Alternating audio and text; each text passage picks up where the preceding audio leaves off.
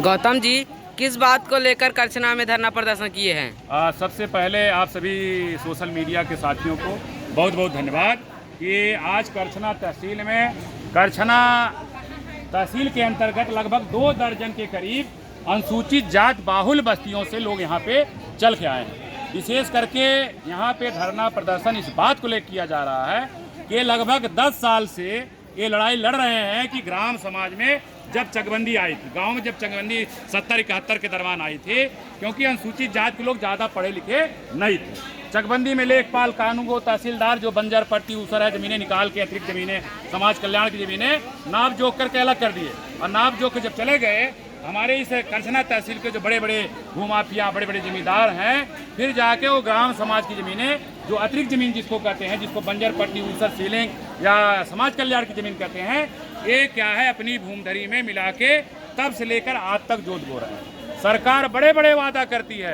कि जितने भूमिहीन है सबको हम आवासीय पट्टा करेंगे, सबको हम कृषि पार्क के पट्टा करेंगे, लेकिन देखा जाए कि 2 सत्र बीत रहा है। माननीय मुख्यमंत्री योगी आदित्यनाथ जी से आग्रह है, निवेदन है कि करछना तहसील की अनुसूचित जात की जनता आपसे मांग करना चाहती है, इस करछना तहसील में जो हजारों हजार बीघे जमीन है, जो ग्राम समाज की, हमारा जो किसी से लड़ाई झगड़ा नहीं है। हम जिसके यहाँ जैसे धान लगाते हैं वैसे धान लगाते रहेंगे, जिसके यहाँ जैसे गेहूँ काटते हैं वैसे काटते हैं, जिसको हम पायलागी करते हैं पायलागी करते रहेंगे। लेकिन हमारी लड़ाई सरकार से है। सरकार से हम मांग करते हैं कि जितना जल्दी हो सके इस करछना तहसील के अंदर जो हजारों हजार बीघे जमीनें जो यहाँ के बड़े बड़े भूमाफिया, बड़े बड़े जमींदार अपनी भूमधरी में मिलाकर जोतते बोते चले आ रहे हैं, उनको फोर्स लगाकर ऐसी ज़मीनों को खाली कराइए। जब वो ज़मीन खाली हो जाएगी तो ग्राम प्रधान के माध्यम से जो पात्रता सूची बनती है, पात्रता सूची बना करके जो पात्र व्यक्ति है, आज की डेट में 2.5 लाख की कॉलोनी मिल रही है, लेकिन अनुसूचित जात के बहुत सारे ऐसे परिवार है, भाई कॉलोनी तो मिल रही है लेकिन उनके पास ज़मीनें नहीं, कहाँ कॉलोनी बनवाए। हम मुख्यमंत्री से निवेदन करना चाहते हैं ऐसे जो पात्र व्यक्ति हैं उनको आवासीय पट्टा किया जाए।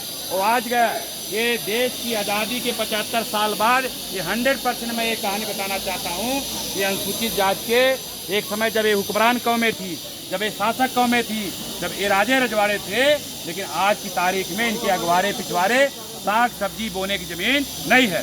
इनका 1 साल का, 2 साल का, 3 साल का अगर लड़का मर जाए, ले जाके बाहर किनारे ले जाकर नारा किनारे ले जाकर नरखोई किनारे दफनाते हैं। मतलब इनके पास इतनी भी ज़मीन नहीं है कि अपनी खेत में खोद करके गाड़ सके।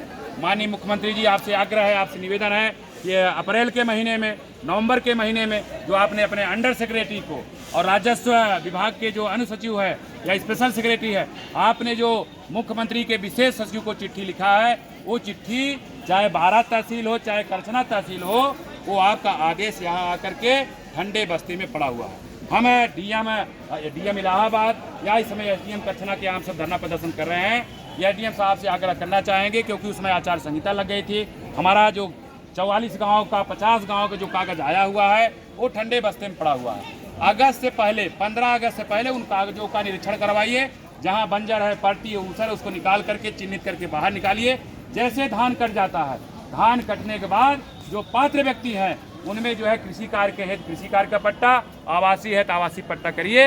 अन्यथा की स्थिति में 14 तारीख को 5000 लोग, यमुना पार के 5000 लोग, 15 अगस्त को इस बार अगर झंडा फहराया जाएगा, यमुना पार्क चाहे 12 हो, यमुना पार्क चाहे करछना हो, हमारे मिट्टी के ऊपर तिरंगा झंडा फहराया जाएगा। ऐसा 15 अगस्त मनाने से, देश की आज़ादी मनाने से क्या फ़ायदा? भाई हम भी देश के मूल निवासी हैं, हम भी वोट देते हैं, हम भी प्रधानमंत्री बनाते हैं, हम भी मुख्यमंत्री बनाते हैं, लेकिन ऐसा दूरबीन कोई नहीं देखा होगा। हम लंबा लंबा भाषण तो देते हैं, सबका साथ सबका विकास, लेकिन हमारा 1 साल का लड़का मर जाए, 2 साल का लड़का मर जाए, 3 साल का लड़का मर जाए, हमारे पास इतनी भी ज़मीन नहीं है हम अपनी भूमधरी ज़मीन में, अपनी ज़मीन में उसको खोद के गाड़ सकें। तो माननीय मुख्यमंत्री जी से आग्रह है, निवेदन है, यमुना पार की 5000 जनता आपसे आग्रह करना चाहती है, आपने जो आदेशित किया है, आपने जो निर्देशित किया है, उसको जल्दी से जल्दी फोर्स लगा करके जो सरकारी ज़मीन यहाँ बड़े बड़े भूमाफिया कब्जा किए हैं, फोर्स लगाकर वो सरकारी ज़मीन निकाली जाए।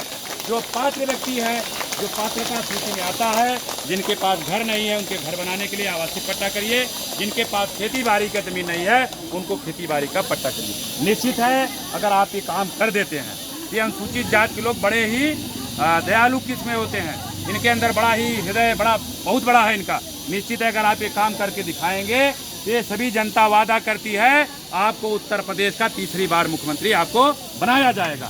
अन्यथा की स्थिति में अगर काम नहीं होगा तो निश्चित है कि सत्ता बदलने का भी ये काम कर सकते हैं। तो आप सभी साथियों का आभार व्यक्त करते हुए निश्चित है कि ये बात किसी न किसी माध्यम से माननीय मुख्यमंत्री तक जाएगी और धान करते ही हमारे यमुना पार के चाहे पारा तहसील के लोग हों चाहे करछना तहसील के लोग हों, इनमें जो है आवासीय और कृषि कार्य का पट्टा होगा, क्योंकि आपका आदेश एसडीएम करछना के यहाँ दबा हुआ है। निश्चित है इस कागज को निकाल करके और लेखपाल कानून को तहसीलदार के लेकर मौके पर जो है नापजोक कराइए। नापजोक से जो जमीन निकलती है इन भूमिहीनों में जो पात्र व्यक्ति है उनको पट्टा कराने का काम करिए। आप सभी साथियों का आभार व्यक्त करते हुए सभी साथियों को जय भीम, नमो बुद्धाय, जय भारत, जय भारत।